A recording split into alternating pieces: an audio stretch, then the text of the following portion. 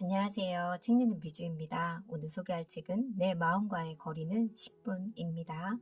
묵은 감정을 풀어내는 나만의 감정 노트.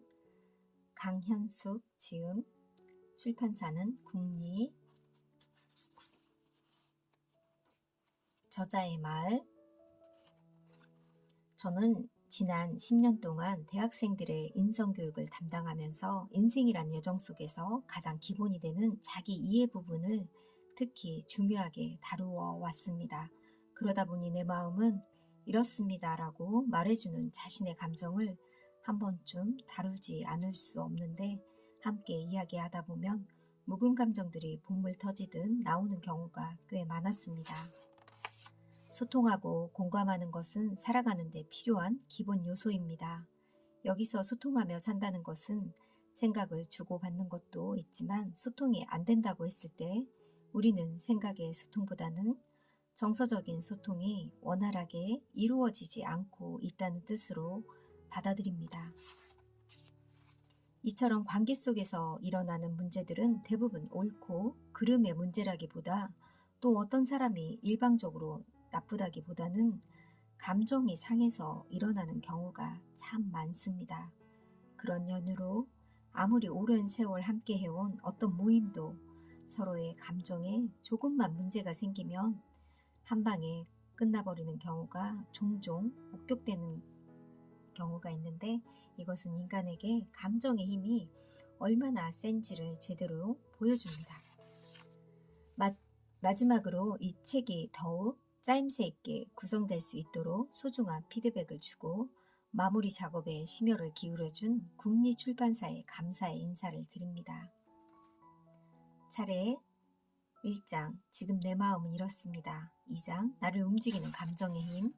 3장, 감정, 억압의 그림자. 4장, 억눌린 감정과 무의식. 5장, 비로소 풀어지는 감정의 응어리들.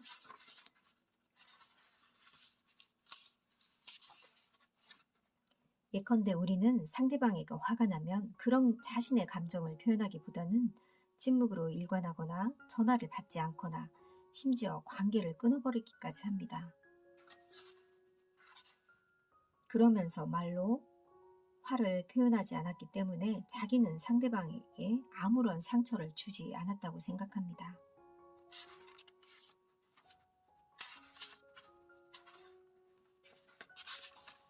감정, 인간 생존의 핵심 무기.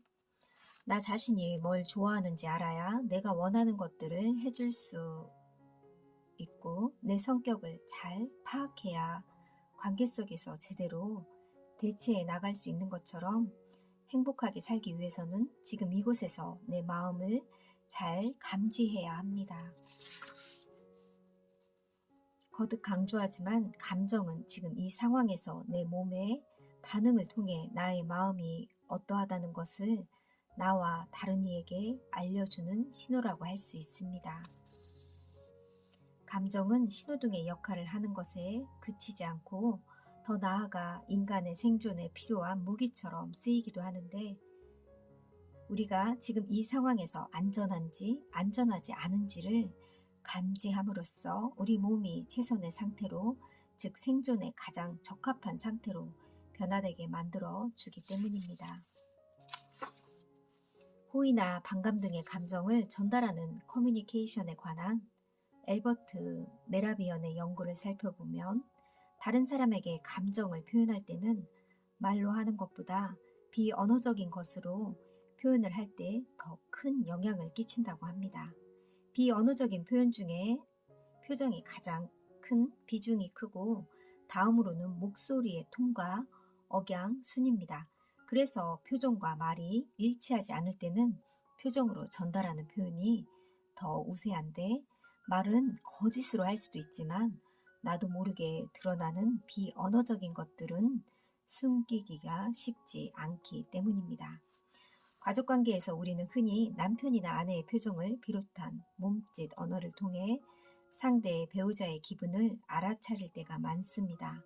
물론 부모, 자녀 관계에서도 마찬가지이고요.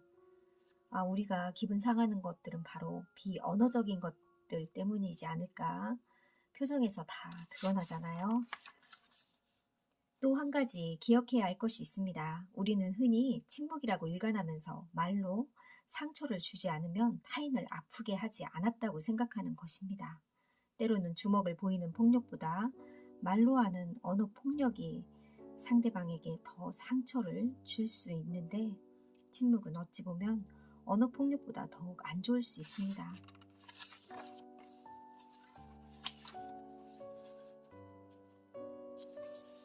미움 때문에 마음이 범잡할 때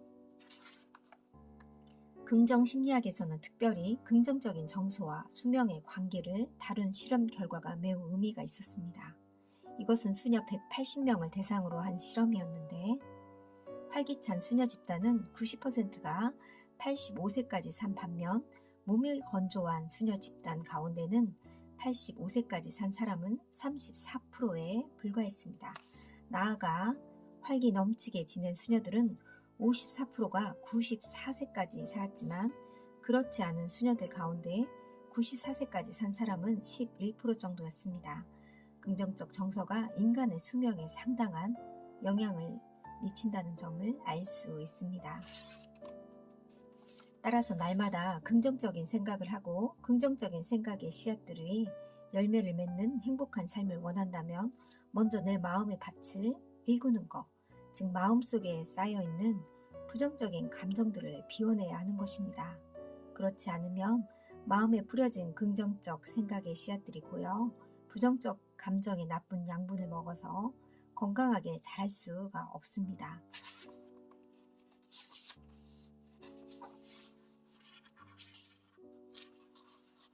우리 인간이 접촉과 같은 스트로크에 얼마나 목말라 하는지 또 다른 면에서 설명해 볼 수 있습니다. 애플의 창시자 스티브 잡스는 친부모에게 버림받고 양부모에게 양육을 받았다고 합니다. 이러한 영향 때문인지 스티브 잡스는 인생에 대해, 그리고 인간이 가진 욕구에 대해 평생 관심을 가졌습니다. 그렇게 해서 나온 결과물이 바로 우리가 손에 거의 떼지 않고 사용하는 스마트폰입니다. 다시 말해 스마트폰의 핵심은 터치라고 할 수 있습니다. 모든 조작은 터치를 통해서 이루어지는데, 잡스는 인간의 기본적인 접촉, 즉 터치의 욕구가 조금이라도 충족될 수 있도록 그 욕구를 스마트폰으로 담아냈다고 합니다. 부부 관계뿐 아니라 어쩌면 우리는 일생을 통해 사랑받고 싶은 마음을 충족시키려고 인간관계를 맺어가면서 갈등을 겪고 또 상처를 주고받는 것이 아닌가 싶습니다. 우리는 헬렌 켈러에 대해서도 잘 알고 있지만 그의 스승인 설리번에 대해서는 잘 모르는 편인데, 사실 설리번이 헬렌 켈러를 위해 그토록 큰 사랑을 베풀 수 있었던 것도 설리번 자신이 받은 사랑 때문이었습니다. 설리번이 어렸을 때 엄마는 죽고 아빠는 알코올 중독에 빠져 있었습니다. 그래서 설리번은 수시로 자살을 시도하였고 마침내 정신병동 지하 독방에 수용됐습니다. 그곳에서 모두가 치료를 포기했을 때 간호사인 로라가 설리번을 돌보겠다고 자청했습니다. 로라는 정신과 치료보다는 그냥 친구가 되어 날마다 과자를 들고 가서 책을 읽어주고 기도해 주었습니다. 마침내 2년이 지난 후 설리번은 마음의 건강을 되찾게 되었습니다.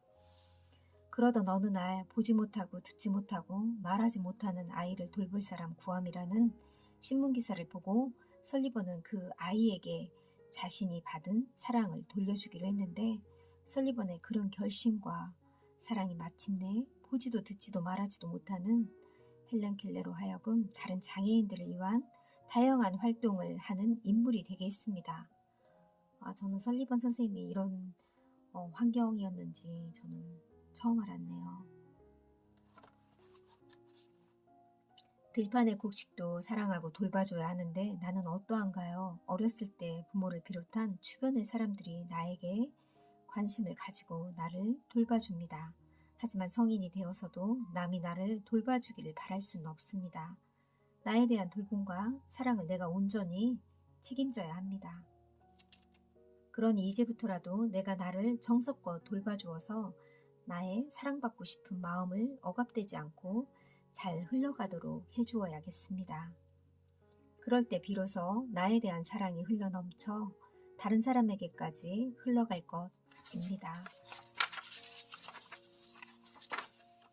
흔히 우울증을 마음의 감기라고 생각하는 이가 많은데, 우울증이 깊어지면 더 이상 아무런 희망도 느껴지지 않고 죽고 싶다는 생각이 들거나 아침이 되어도 그냥 이대로 영원히 눈을 뜨고 싶지 않다는 생각에 사로잡혀 충동적으로 자살을 선택하는 일도 있습니다.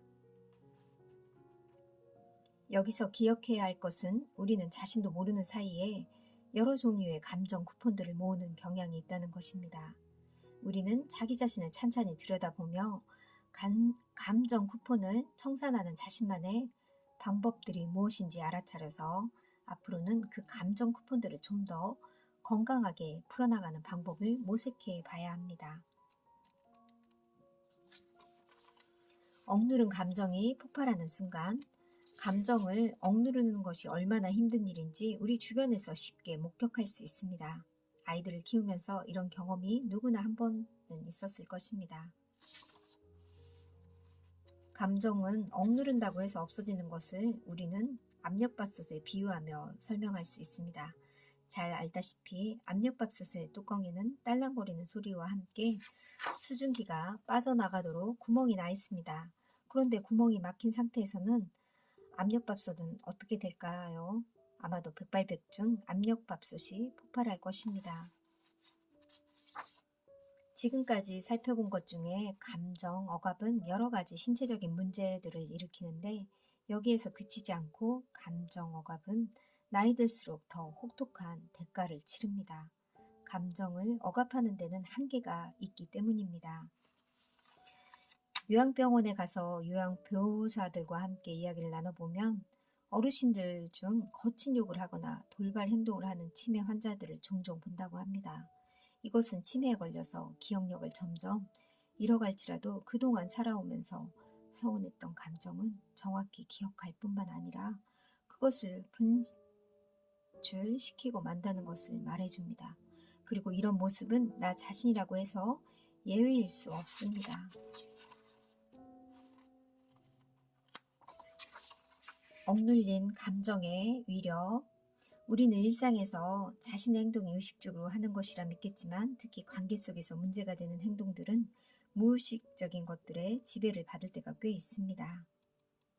프로이트에 의하면 실언이나 실수조차도 무의식에 있는 어떤 것이 그렇게 만드는 것이라고 했습니다.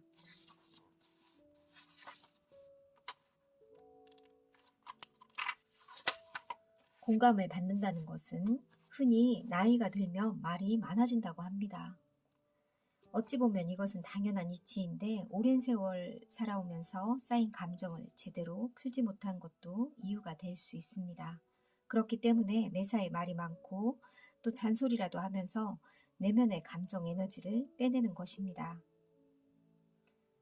어르신들과 상담하면 잡념 때문에 밤새 잠을 못 잤노라고 말씀하실 때가 많은데, 그 잡념들은 가만히 들어보면 지금까지 살아오면서 표현하지 못하고 위로받지 못했던, 그래서 평생 억눌러왔던 감정들이 대부분입니다.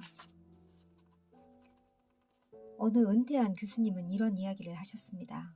학생들은 교수님의 생각과는 다르게 교수님의 멋진 강의에 감동하였던 것보다 아버지가 돌아가셨을 때 찾아와 자신을 위로해 주셨던 것, 캠퍼스 벤치에 앉아 과거 어린 시절의 상처에 대해 이야기할 때 온전히 들어주셨던 일, 문자 메시지에 정성스럽게 답변해 주셨던 일, 감정에 대한 공감을 받았던 일들을 더욱 선명하게 그리고 감동적인 한 장의 사진처럼 기억하고 있다는 사실에 놀라셨다고 합니다. 이것 또한 우리가 얼마나 자신의 감정에 귀 기울여 주기를 간절히 원하고 있는지를 말해줍니다. 이렇듯 우리의 억눌린 감정은 오로지 공감을 받을 때 풀리며, 공감을 받는 것은 결국 나 자신이 상대방으로부터 온전히 이해받고 또 받아들여진다는 것을 의미합니다. 공감이 중요한 또 다른 이유는 인간은 공감을 받을 때 비로소 변화가 일어난다는 사실입니다. 흔히 우리는 옳고 그름을 따져서 사람을 변화시키려고 하는데, 머리로 깨달아서는 행동으로까지의 변화가 일어나기 쉽지 않습니다. 마음이 움직일 때 비로소 온전한 변화가 시작됩니다.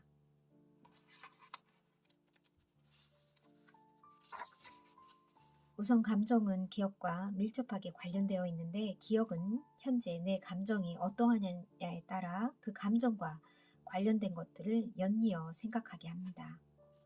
신기하게도 빈 의자 기법을 통해 자신의 억눌린 감정들을 다 쏟아내니 마음이 많이 편해졌다고 합니다. 빈 의자 기법이란 빈 의자를 앞에 두고 지금 이 의자에 누군가 앉아 있다고 생각하면서 그 사람에게 하고 싶은 말을 하는 것입니다.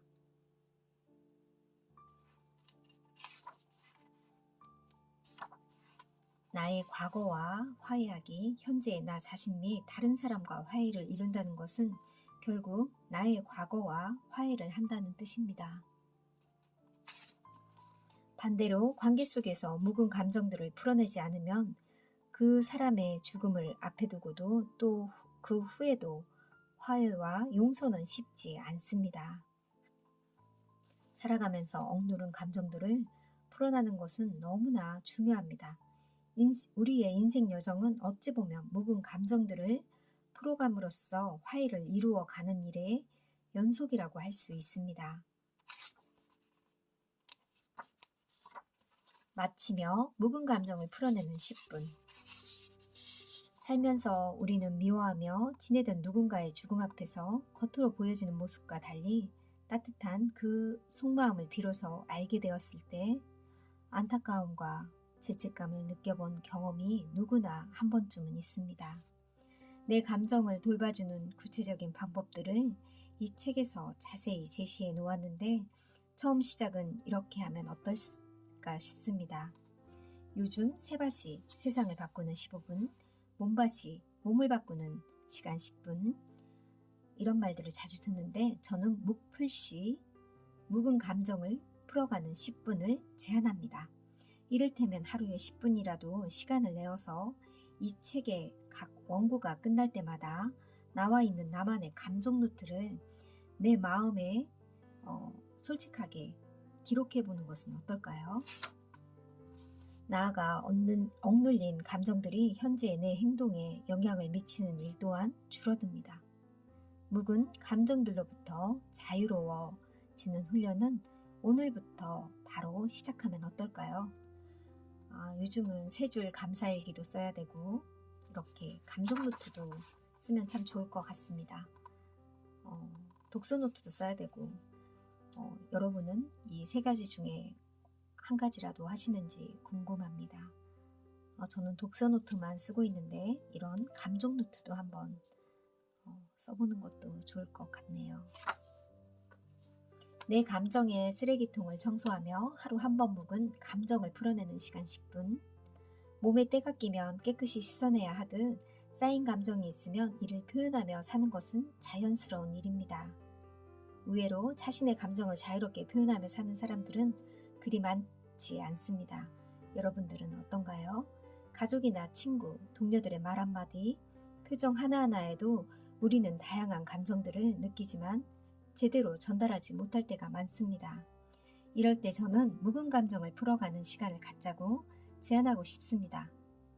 이 책 속의 나만의 감정 노트에 내 마음을 솔직하게 기록해보는 것은 어떨까요? 오늘부터 바로 시작하면 어떨까요? 저자는 얘기합니다. 일주일에 한 번씩이라도 감정 노트를 써봐야겠다는 생각이 저는 이 책을 읽고 들었습니다. 하루에 한 번은 아니더라도 일주일에 한 번이라도 저는 한번 실행해 볼게요. 감사합니다.